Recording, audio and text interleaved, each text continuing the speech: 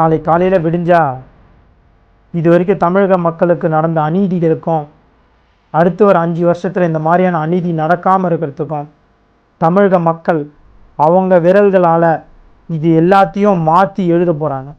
அதுக்கான நாள் தான் நாளைக்கான நாள்.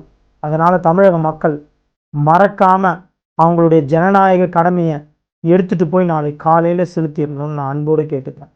அதே மாதிரி உங்களுடைய கண்மூடித்தனமான நம்பிக்கை ஒருத்தர் மேலே வைத்திருக்கீங்க அப்படின்னா அதன் காரணமாக மட்டுமே அவங்களுக்கு வாக்கு செலுத்தாது. அதே மாதிரி உங்களுடைய திரை மயக்கத்தினால நீங்கள் ஒருத்தருக்கு வாக்கு செலுத்தணும் அப்படின்னு நினச்சிங்கன்னா அந்த மாதிரியே செலுத்தாதீங்க.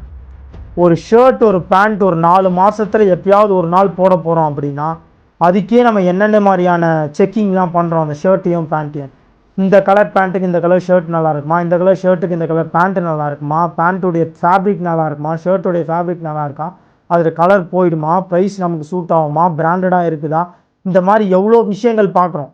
ஆனால் நீங்கள் ஒரு ஓட்டு போடுறதுக்கு உங்களுடைய வேட்பாளர் சரியாக இருக்காரா, அவர் மக்களுக்கு நல்லது பண்ணுவாரா, தலைமை எப்படி இருக்குது, தலைமையில் இருக்கிறவர் நல்லது பண்ணுவாரா, அவரை பற்றி ஒரு ஹிஸ்ட்ரி பயோடேட்டா எடுக்கிறதுக்கு ஒரு அரை மணி நேரத்துலேருந்து 1 மணி நேரம் ஆகுமா? ஏன் அதை யாருமே பண்ண மாட்டேங்கிறோம்? அதே மாதிரி இன்றைக்கி எல்லாரும் பணம் வாங்குறாங்க ஓட்டு. அந்த பணம் வாங்கிட்டு என்ன பண்ணுறாங்க அப்படின்னா, ஒரு 6 பேர் இருக்காங்க ஒரு குடும்பத்தில்னா 3 ஓட்டு இப்படி போடு, இந்த கட்சிக்கு போடு, 3 ஓட்டு இந்த கட்சிக்கு போடு அப்படின்னு போட்டு போயிடுறாங்க. அவங்களுடைய மென்டாலிட்டி என்ன, நம்ம போடுற ஒரு ஓட்டுனால என்ன ஆகிட போகுது, தப்பாக என்ன நடந்துட போகுதுன்னு. ஒரு ஓட்டு கூட அடுத்து வர 5 வருஷத்தை நிர்ணயிக்கும்.